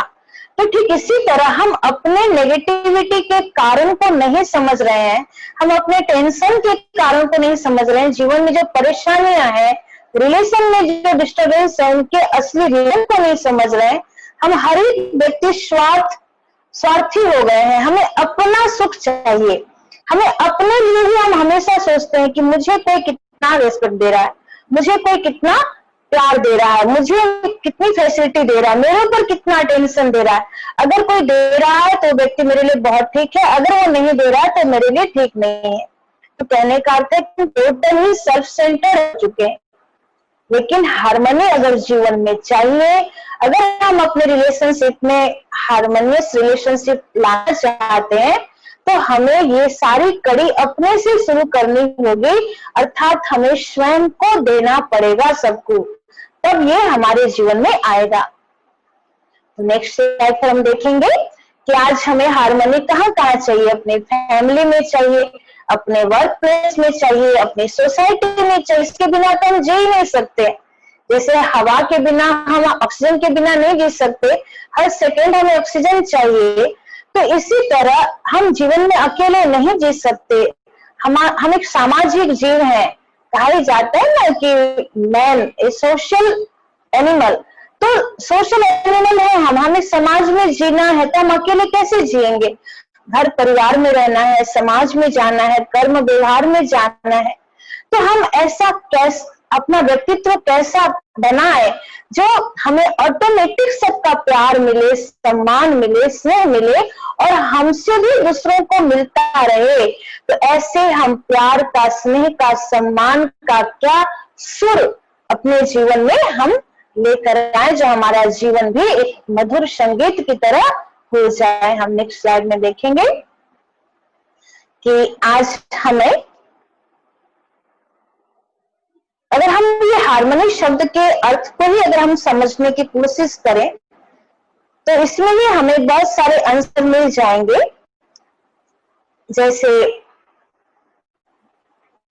हार्मनी में 7 अल्फाबेट आ रहे हैं, तो हार्मनी फर्स्ट स्टार्ट हो रहा है एच से। तो एच हमें क्या समझाने दे रहा है, क्या सूचना दे रहा है? तो एच का मतलब है ऑनेस्टी। आज इस गुण की कितनी कमी है हमारे जीवन में, लोग इसके लिए कितने बयान करते हैं कि आज के जीवन में ईमानदारी से जीना, सच्चाई से जीना, ये तो एक बेवकूफी है। जो व्यक्ति जितना चालाक होगा, जितना चालाकी से वो काम हासिल करेगा, आज उसको स्मार्ट कहा जाता है, आज उसको बहुत बुद्धिमान कहा जाता है। तो ऑनेस्टी की जो कैटेगरी है वो चेंज हो चुकी है। लेकिन अगर हम महात्मा गांधी को देखें तो महात्मा गांधी के जीवन में एक बहुत अच्छी बात आई थी कि एक बार एक माँ अपने बच्चे को लेकर महात्मा गांधी के पास गई और कहा, महात्मा जी, मेरा ये बच्चा बहुत गुड़ खाता है, इससे दांत इसके खराब हो जाएंगे, बहुत मीठा खाता है, बहुत चॉकलेट खाता है, तो आप इसको मना कर दो कि ये ना खाए, इसके पेट में कृमि हो रही है। तो महात्मा गांधी जी चुप हो गए और कहा कि ठीक है, इस बच्चे को आप कल लाना। तो कहा कल क्यों लाए, एक छोटी सी शिक्षा तो आपको देनी है कि भाई आपकी बात मान लेगा, वो आपको बहुत रेस्पेक्ट करता है, बहुत मानता है। मैं बोलती हूँ तो ये नहीं मानेगा, लेकिन आपको बहुत मानता है, तो आप बोल देंगे तो आज से छोड़ देगा। तो कहा कि नहीं, मैं कह रहा हूँ कल लेके आना। ठीक है। तो माता जी दूसरे दिन अपने बच्चे को लेकर गई और फिर महात्मा जी ने उसको बहुत प्यार से समझाया, बेटा गुड़ नहीं खाना, देखो गुड़ खाओगे तो ऐसे पेट में कृमि बढ़ सकती है और दांत में भी कीड़े लग सकते हैं, इतनी छोटी उम्र में इतना मीठा खाना ठीक नहीं है। तो फिर माँ ने बच्चे को थोड़ा दूर करके माँ ने महात्मा गांधी से पूछा कि यही छोटी सी बात आप कल क्यों नहीं बोले, आज क्यों बोल रहे हैं? तो कहा, माता जी कल तक मैं खुद गुड़ खाता था, मैं खुद ही गुड़ खाता था, मैं उस बच्चे को कैसे कहूं गुड़ नहीं खाओ। कल से मैंने गुड़ खाना छोड़ दिया, तब आज मेरे में वो ताकत है जो उस बच्चे को मैं बोलूं कि तुम गुड़ मत खाओ। ये है हार्मनी। हार्मनी अर्थात अगर हम अपने रिलेशन में हार्मनी चाहते, अपने समाज में चाहते, अपने कर्म जीवन में चाहते, तो उससे सबसे ज्यादा जरूरी है कि हम अपने मन, वचन, कर्म में हार्मनी लाएं, अर्थात एकता लाएं। कि जो हम दूसरों को बोलते हैं क्या वो पहले हमारे जीवन में है? हम थोड़ा तो सोचें कि हम जो बोलते हैं वो हम दूसरों को जो इतने आदेश देते, उपदेश देते, इतनी शिक्षाएं देते हैं, क्या वो खुद हमारे चरित्र में है? अगर हमारे चरित्र में नहीं है और हम दूसरों को शिक्षा देते हैं तो वो सिर्फ एक भाषण है, लेकिन वो प्रेरणा नहीं बनेगा, वो दूसरों के जीवन में एकदम तीर की तरह नहीं लगेगा। और ये अपने साथ भी डिसऑनेस्टी होगी, अपने साथ भी बेईमानी होगी, दूसरों के साथ भी बेईमानी होगी। एक बार एक बहुत बड़े मंत्री थे, तो वो उसके फादर की डेथ हो गई, तो सभी हम लोग गए मिलने के लिए। तो फिर वो बहुत दुखी था, रो रहा था। तो पूछा कि आप क्यों रो रहे हैं? तो कहा कि मैं बाहर की दुनिया में इतना बिजी हो गया था कि मैं अपने फादर की सेवा नहीं कर पाया अंत तक भी। मेरे फादर हर समय मेरा नाम लेते थे कि मेरे बेटे को बुलाओ, वो मेरे पास आके थोड़ा बैठे, मुझे उनसे बहुत बात करनी है, बहुत कुछ समझाना है, बहुत कुछ उन्हें बताना है, लेकिन मैं अपने फादर को समय नहीं दे पाया। मैं अपने बाहर की दुनिया में इतना बिजी था, मैं अपने पोस्ट पावर पोजीशन में इतना बिजी था कि मेरा अपना घर ही टूट गया, लेकिन मैं समझ नहीं पाया, मैं अपने फादर की सेवा नहीं कर पाया। तो कहने का अर्थ है कि ऑनेस्टी कहाँ है? हम अपने घर में हम अपने माँ बाप को संभाल नहीं पा रहे, उनकी आशीर्वाद नहीं ले पा रहे, उनकी सेवा नहीं कर पा रहे, हम देश सेवा में लगे हुए हैं। तो हमें इन सब चीज का बैलेंस रखना होगा। तो ए का मतलब है एक्यूरेसी। एक्यूरेसी का मतलब यही है कि हमें जो करना चाहिए जिस समय पर हम वही करें। यह है एक्यूरेसी। जो हमारे समय की डिमांड है, जो हमारे रिलेशन की डिमांड है, हमें वो करना है। और आर का मतलब है रियलिस्टिक। रियलिस्टिक का मतलब है कि हम कल्पनाओं की दुनिया में बहुत जीते हैं। जैसे एक बच्चा था, उससे पूछा गया कि तुम्हारा लक्ष्य क्या है? बोला मैं अंतरिक्ष यात्री बनूंगा, कल्पना चावला की तरह मैं अंतरिक्ष यात्री बनूंगा। तो बहुत अच्छी बात है, बहुत अच्छा गोल तुमने रखा है। तो उसका जो घर था वो शहर के बीच में था और उसके घर के छत के ऊपर से 10 मिनट के अंदर फ्लाइट उड़ती थी। तो एक बार वो छत में पतंग उड़ा रहा था और जितनी बार फ्लाइट उड़ रही है उतनी बार वो कान बंद कर लेता अपना। तो उसकी माँ ये सब देख रही थी, तो कहा बेटा क्या हुआ, तुम अपने कान क्यों बंद कर रहे हो? पतंग उड़ा रहे हो तो पतंग उड़ा रहे हो, कान क्यों बंद कर रहे हो? कहा माँ मुझे फ्लाइट की आवाज में बड़ी डरावनी लगती है, मुझे सहन नहीं होता, मैं सुन नहीं पाता। तो ये क्या रियलिस्टिक है कि जो बच्चा फ्लाइट की आवाज से डर रहा है वो अंतरिक्ष यात्री बनने का स्वप्न देख रहा है? तो कहने का मतलब है कि आज की हम इस इतने मॉडर्न लाइफ में हम कल्पनाओं की दुनिया में जीते। हम भी बॉम्बे में जाकर हीरो हीरोइन बन जाते, हम भी कोई फेमस पर्सनालिटी बन जाते, हम आज ही कोई बहुत बड़ा बिजनेस चालू कर देते। लेकिन जो छोटी छोटी जो हमको जो काम करके दूसरों की दुआएं लेनी है, हम वहां नहीं कुछ करते हैं और सिर्फ सोए सोए हम कल्पनाओं में और बड़े बड़े सपने देखते रहते हैं। तो ये रियलिस्टिक जीवन नहीं है। रियलिस्टिक यही है कि हम अपने जीवन के हर पहलू को सफल करें, हम अपने जीवन के हर पहलू को एक एग्जाम समझकर पास करें, तब हम बड़े बड़े एग्जाम पास कर सकेंगे। इनका मतलब है मैच्योरिटी। मैच्योरिटी कहाँ चाहिए हमें? तो मैच्योरिटी का मतलब है कि जैसे आपको अपने फ्रेंड को कोई बहुत जरूरी 2 बात समझानी है, 2 बात बोलनी है, लेकिन फ्रेंड आपसे आपका हालचाल पूछ रहा है।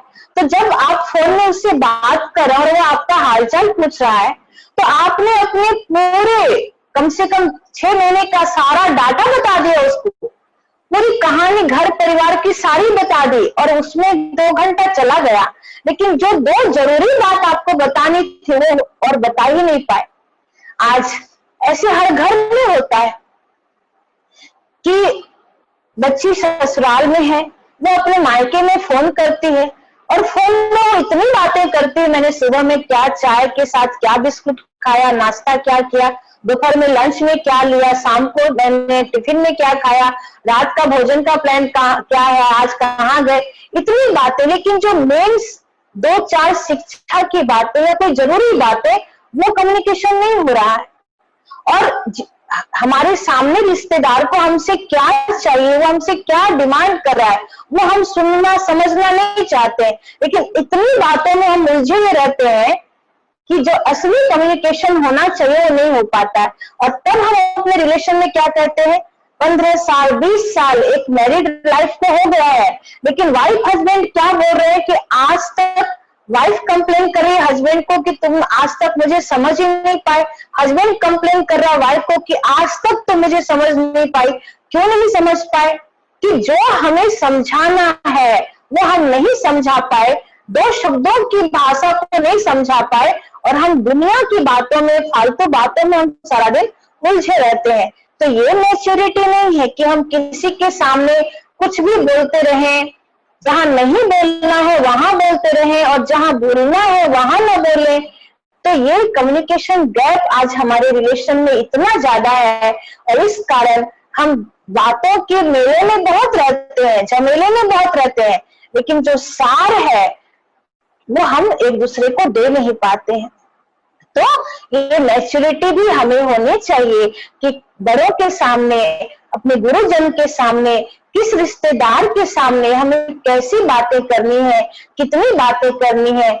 आज एक फैमिली का ऐसा एटमॉस्फेयर कि अच्छे बुद्धिमान पढ़े लिखे माँ बाप हर घटना, जीवन की हर बातें अपने छोटे छोटे बच्चों के सामने सब कुछ बोलते रहते हैं, और बच्चे उन सारी बातों को फॉलो करते हैं, नोट करते हैं, और उन सबको वो अपने मन की कच्ची मट्टी में ऐसे समा लेते हैं कि बच्चों का भी बिहेवियर फिर चेंज हो जाता है। तो ऐसा हमें सावधान रहना है कि हम अपने बच्चों के सामने भी किस प्रकार की भाषा बोलें, कैसा शब्द बोलें। और उसके बाद है ओबीडियंस। तो ओबीडियंस का अर्थ क्या है?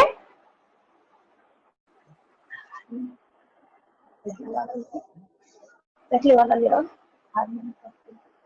वो ठीक है, तो इसको नहीं करो।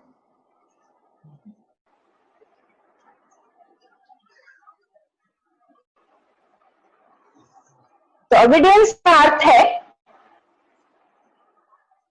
कि हम अपने बच्चे से आशा रखते हैं कि मेरा बच्चा मैं जो बोलूं वही करे, हम इतना उसको अपने कंट्रोल में रखना चाहते हैं। लेकिन अभी हम सोचते हैं कि हम बड़े हो गए तो क्या हुआ, हम भी तो किसी के बच्चे हैं, हमसे भी कोई सीनियर है, हमसे भी कोई गुरुजन है, लेकिन हम उनकी आज्ञा पर चले। हमें बड़े समझा रहे हैं कि ज्यादा रात तक बाहर नहीं रहना है, तो आजकल के बच्चे कहाँ समझ रहे इन बातों।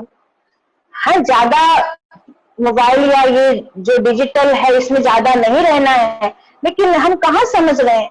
तो हम छोटों को चाहते हैं कि वो हमारे आज्ञाकारी बनकर रहे, लेकिन हम रिलेशन में ऐसे आज्ञाकारी है कि वे एक ने कहा दूसरे ने मानी है, यही है सच्चा ज्ञानी।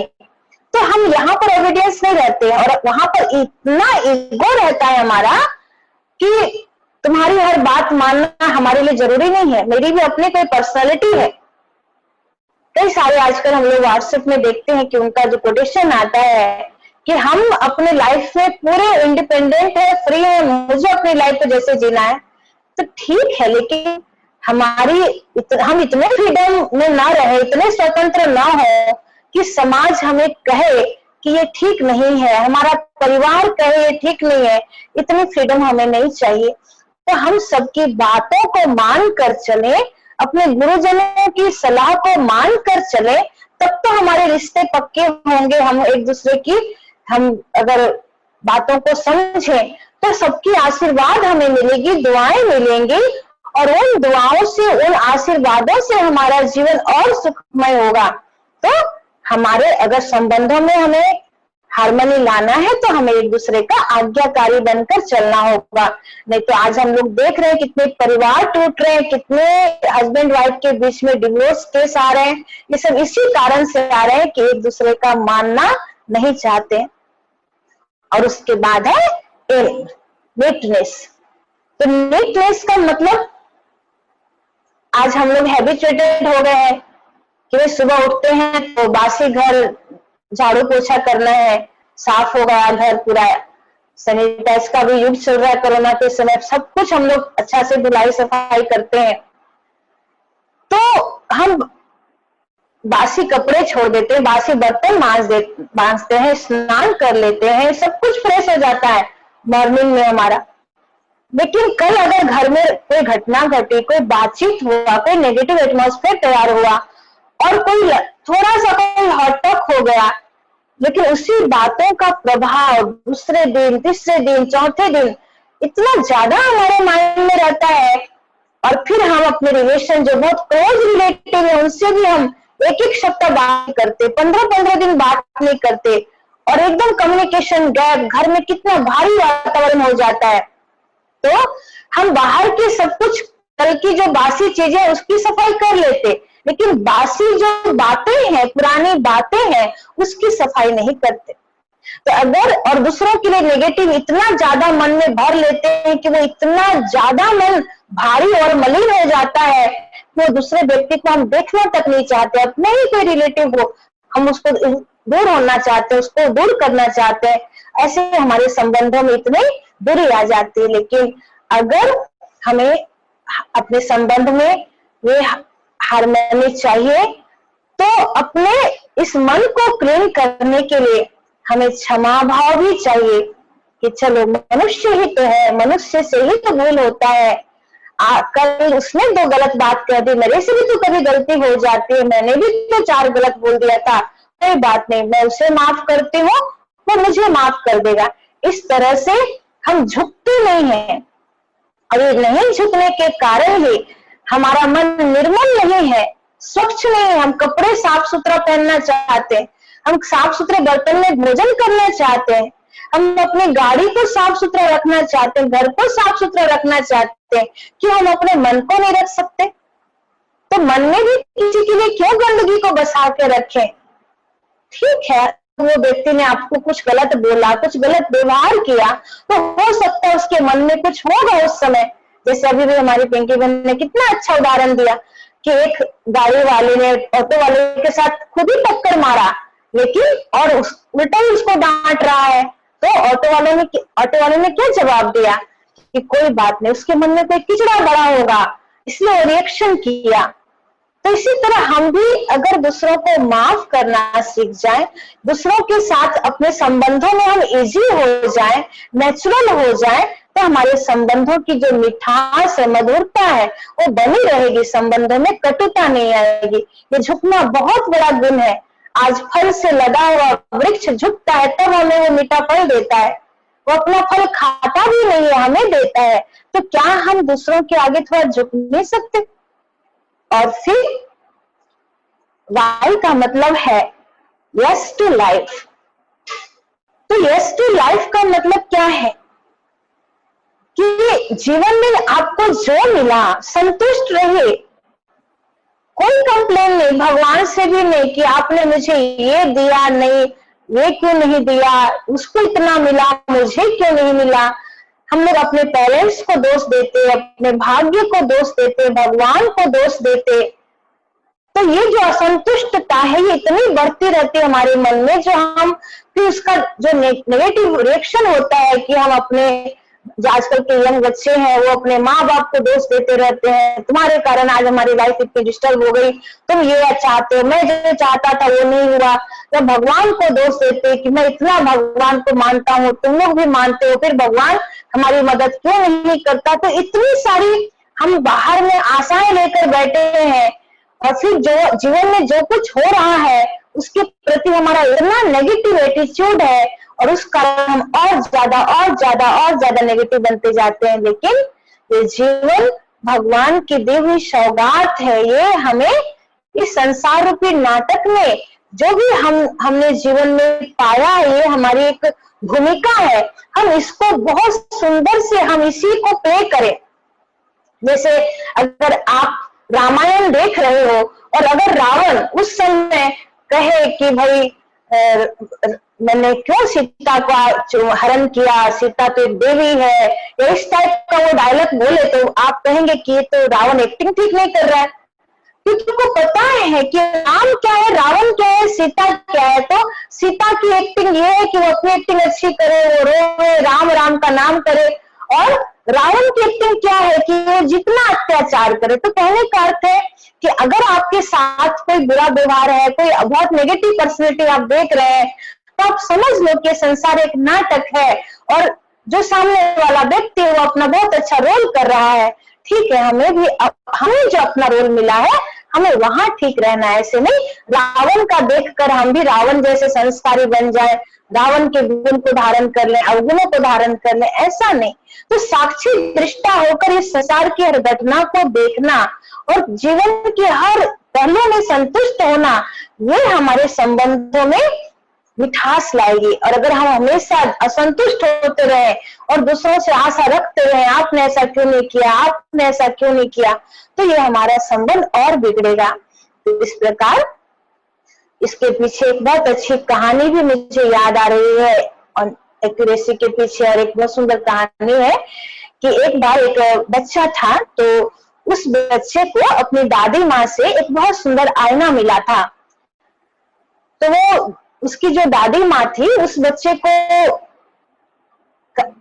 को समझाई थी कि देखो बेटा, ये आईना तुम सबके सामने नहीं रखना, ये आईना कोई ऐसे गुप्त कोठरी में रखो, ये जादुई आईना है, ये तुम्हारा कुछ दूसरा रूप दिखाएगा। तो उस बच्चे को भी उस जादुई आईना से बहुत अटैचमेंट था और वो बहुत उसको मानता था। तो उसने दादी माँ के कहने से वो आईना को उसने दूसरे कमरे में, जहां पर कोई नहीं देख सके, सिर्फ वो देख सके, उस कमरे में रख दिया। और फिर वो बच्चा सारा दिन जो भी कुछ करता था, कहीं भी जाता था, जो भी कुछ करता था, वो शाम को आकर अपना वो आईने में अपना चेहरा देखता था। तो ऐसा था कि जब वो जैसा वो दिखता था आईना उसको ऐसा चेहरा नहीं दिखाता था, बहुत ब्राइट चेहरा दिखाता था। अरे वो बच्चा समझता था कि मैं तो इतना साफ सुथरा नहीं हूं, मैं तो इतना बुरा नहीं हूं, लेकिन इस आईना में इतना मेरा ब्राइट चेहरा क्यों दिखाई पड़ता है। तो बहुत खुश होता था, लेकिन उसको कारण समझ में नहीं आता था कि इतना सुंदर चेहरा, क्योंकि वो आजकल का मोबाइल तो नहीं था जहां पर एक चेहरे को और भी सुंदर कर दिया जाए, ऑटोमेटिक कर दिया जाए, तो आईना था। तो ठीक है, ऐसे ही चल रहा था, वो बच्चा भी बहुत खुश था आने को लेकर। तो एक दिन उसका एक दोस्त बीमार पड़ गया, तो वो अपनी माँ से कहा, माँ मेरा दोस्त बीमार है, तो मैं अपने दोस्त से मिलना चाहता हूँ, मेरा और भी एक फ्रेंड है, उसके साथ में अपने दोस्त से मिलना चाहता हूँ। तो कहा ठीक है बेटा जाओ, बीमार है तो उसके लिए तुम लोग फल खरीद के ले जाना। तो माँ ने उनको पैसे दिया, तो पैसा दिया, तो वो उसका जो फ्रेंड था वो भी पैसा लेकर आया था कि दोनों मिलकर फल खरीदेंगे। तो बच्चे ने सोचा कि वो भी तो पैसा लेकर आया फल खरीदने के लिए, माँ ने मुझे भी दिया है, ठीक है मैं अपना पैसा थोड़ा कम दूंगा और मैं उस पैसे से चॉकलेट आइसक्रीम आज खाऊंगा। और उसने दूसरे वाले अपने दोस्त के पैसे पूरे ले लिए और अपना पैसा कम दिया और फल खरीद के दोस्त से मिलने गए और मिलकर आए। बहुत खुश था उसका दोस्त भी, फल देकर आया, सब कुछ बहुत अच्छा लगा कि माँ को आकर बहुत अच्छे बता रहा है कि माँ मैं अपने दोस्त के पास गया, वो बहुत खुश हुआ हम लोग को देखकर, हम लोग फल भी देख कर आए। तो माँ भी खुश है, ठीक है बेटा बहुत अच्छा काम किया। लेकिन जब वो आईने के पास गया तो आज उस आईने में उसका चेहरा एकदम काले काले धब्बे वाला चेहरा दिखाई दे रहा। तो वो सोच में पड़ गया कि अरे रोज मेरा चेहरा ब्राइट दिखता है और आज काले काले धब्बे जैसा चेहरा क्यों दिख रहा है। तो फिर वो तुरंत अपनी दादी माँ के पास गया और दादी माँ को कहा, दादी माँ आज आईने में मेरा चेहरा बहुत खराब दिख रहा है, बहुत गंदा दिख रहा है, क्या हुआ। तो दादी माँ ने कहा, बेटा आज तू सारा दिन क्या किया।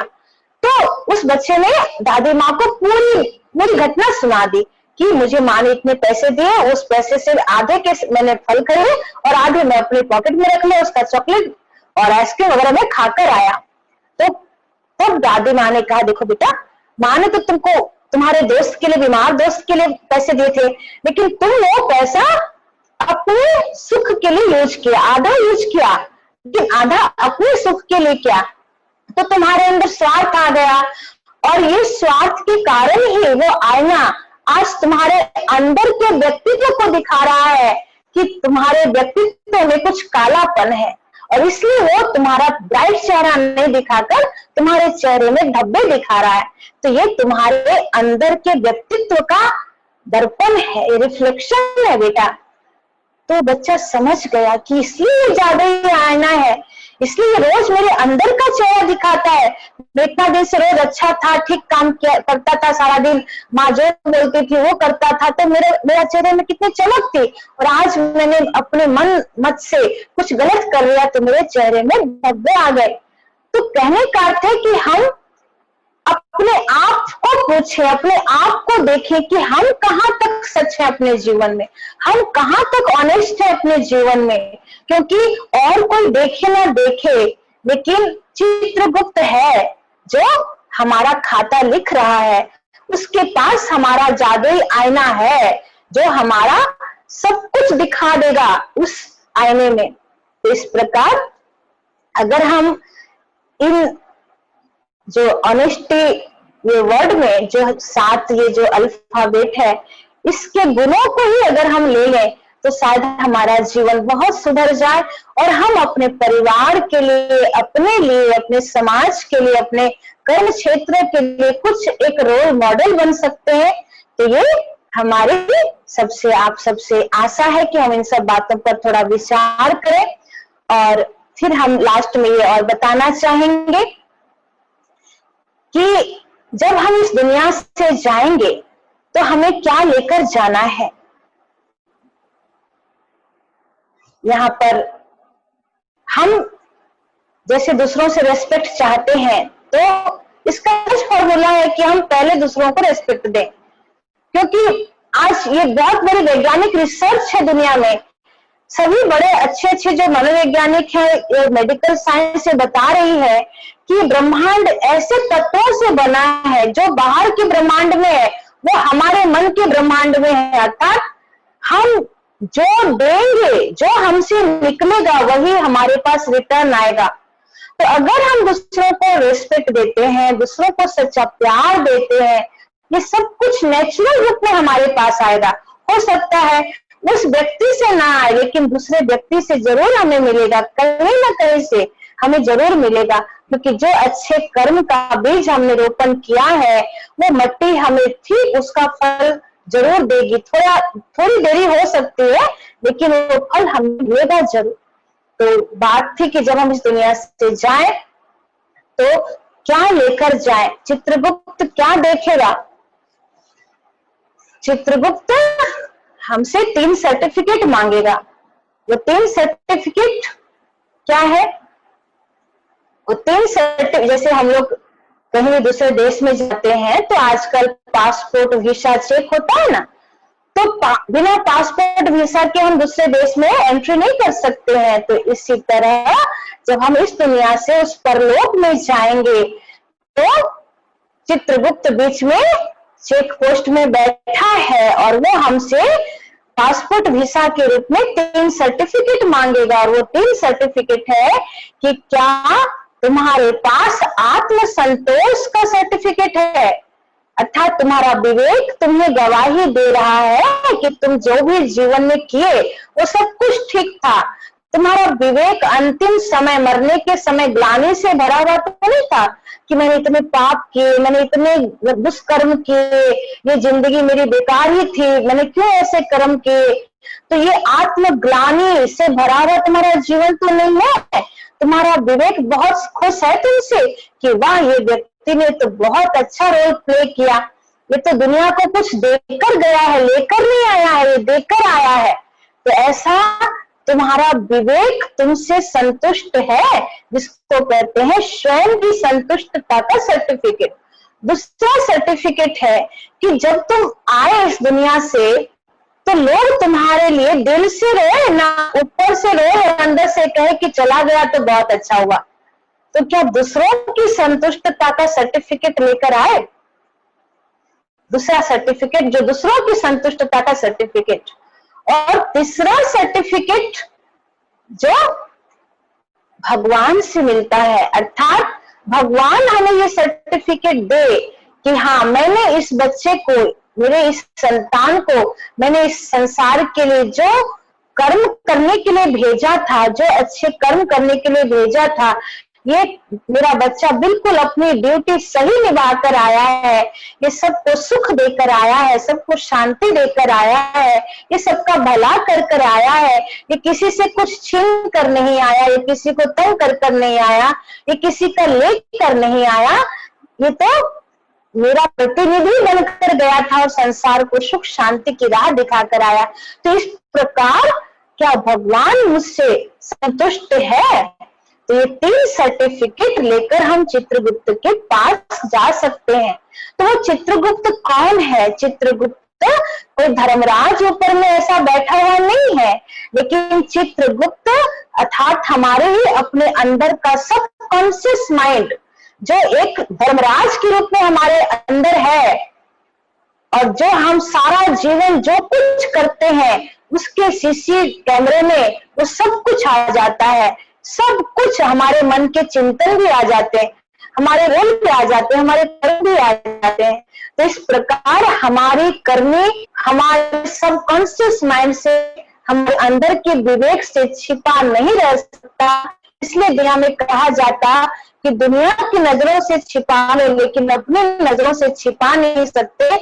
परमात्मा ऊपर वालों की नजर से, ऊपर वाले की नजर से छिपा नहीं सकते। तो ये सब कुछ लेखा जोखा हमारे साथ जाता है। तो थोड़ा हम इन सब बातों में सावधान रहें, और कैसे हम अपना रजिस्टर ठीक रखें, हम अपना चार्ट ठीक रखें, हम अपने 3 सर्टिफिकेट हमें मिले, तो ऐसा अपना आत्म संशोधन करने की जो विधि है वो विधि हमें मेडिटेशन से मिलती है, वो विधि हमें राजयोग सिखाता है। वो हमारा जो मन बुद्धि संस्कार, इन 3 ज्ञानेंद्रियों को और 5 कर्मेंद्रियां जो हमारी आंख कान नाक जो जिह्वा जो हमारे हाथ है, ये सब जो गलत कर्म करने के लिए उत्सुक रहते हैं, इनको भी कैसे हम अपने कंट्रोल में रखें। तो सारी शक्ति सारी विधि, ये कंट्रोलिंग पावर, ये रूलिंग पावर राजयोग हमें सिखाता है। तो आप सबको ये बहुत अच्छा चांस मिला है कि आज इस कोर्स के बाद कल ही आप लोग को राजयोग की ट्रेनिंग 7 दिन की मिलेगी, जहां पर आपको ये सारा सेल्फ रियलाइजेशन, गॉड रियलाइजेशन, कर्मों की जो धारा है, कर्मों की गुह्य गति क्या है, ये सब के ऊपर हमारी बहनें बहुत अच्छा आप लोग को बताएंगे। तो ये ज्ञान ब्रह्मा कुमारी बहनें जो निःशुल्क रूप में आज पूरे संसार को दे रही हैं, तो अगर आप अपना अमूल्य समय निकाल कर ये क्लास करें तो आपके जीवन में बहुत संशोधन आएगा, बहुत उन्नति होगी। और इसी आशाओं के साथ कि हम अपने जीवन को एक मधुर संगीत से भरे, इतना प्यार, इतनी खुशी, इतना आनंद हमारे जीवन में हो, और वो तब होगा जब हम ये खुशी, ये आनंद दूसरों को बांटते चलेंगे, और तब हमारा ये जीवन, हमारा रिलेशन एकदम सुखमय हो जाएगा। तो आइए कुछ क्षण के लिए हम लोग अपने अंदर की दुनिया में जाएं और अपने अंदर से बात करें, अपने अंदर को हम साफ करें। हम अपने अंदर अपने ही मन को समझाएं कि मन तुम जो सोचो अच्छा सोचो, और हम अपने मुख को ये कहें कि मुख जो बोले वो अच्छा ही बोले, और हम अपने कर्मों को अच्छी तरह से कर्मों में दृढ़ हो जाएं कि अब हमें जो करना है वो अच्छा ही करना है। इस तरह अपने मन वचन कर्म में सबसे पहले हम एकता लाएं, समानता लाएं, हम हार्मनी यहाँ लाएं, तो देखा जाएगा पूरे हमारे परिवार में, हमारे सराउंडिंग चारों तरफ हार्मनी आ गई है। तो चलिए हम कुछ पल के लिए राजयोग का अभ्यास करें। आप जहां भी बैठे हैं एकदम शांत मुद्रा में बैठ जाएं।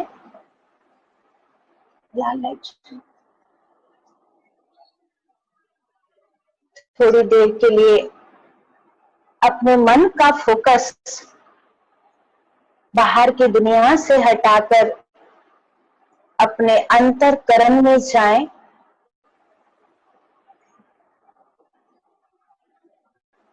अपने आप से प्रश्न करें कि मैं इस दुनिया में क्यों आया हूं, मेरी भूमिका क्या है, मुझे इस संसार को क्या देकर जाना है और क्या लेकर जाना है।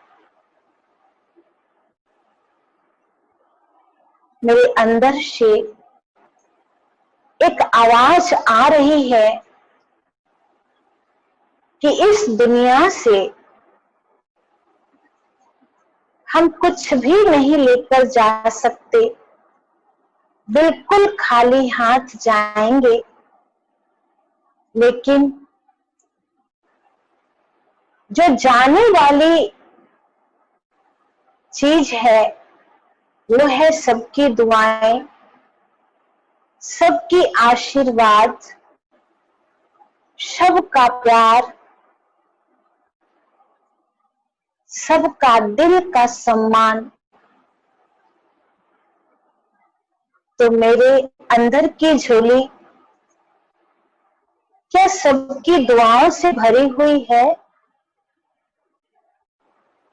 मेरे अंदर की झोली सबके आशीर्वादों से भरी हुई है?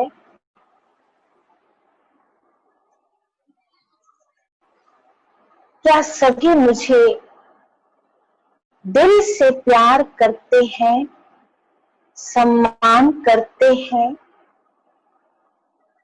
अगर नहीं करते हैं तो कहीं न कहीं मेरा ही दोष है, मुझ में ही प्रॉब्लम है। आज से मैं अपनी उन सारी छोटी छोटी गलतियों को ठीक करने का दृढ़ संकल्प लेता हूं और सर्वशक्तिवान परम पिता परमात्मा के सामने ये संकल्प रखता हूं कि मैं इस संसार में अपनी भूमिका अच्छी से अच्छी अदा करूंगा। जैसे परमात्मा मेरा पिता सुख का सागर है, शांति का सागर है, प्रेम का सागर है, दया क्षमा का सागर है, ऐसे मुझे भी सबको सुख शांति आनंद प्रेम ही देना है।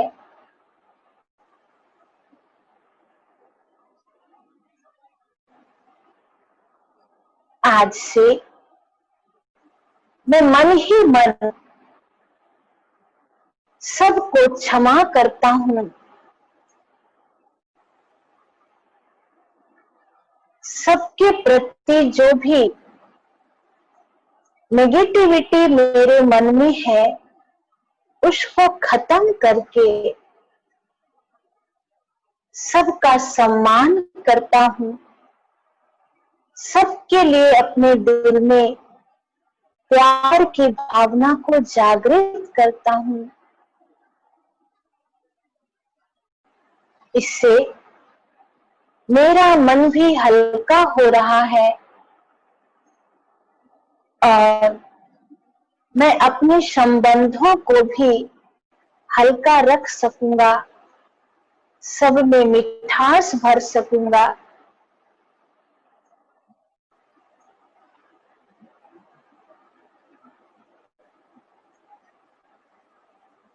ओम शांति, ओम शांति, ओम शांति। इन्हीं शुभ भावनाओं के साथ हम अपना वक्तव्य यहाँ पूरा करते हैं। ओम शांति, ओम शांति।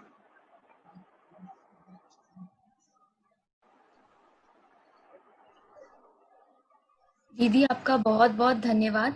आपने बहुत ही सुंदर तरीके से हमें इस टॉपिक को समझाया। आप सभी का इस वेबिनार में बने रहने के लिए बहुत बहुत धन्यवाद।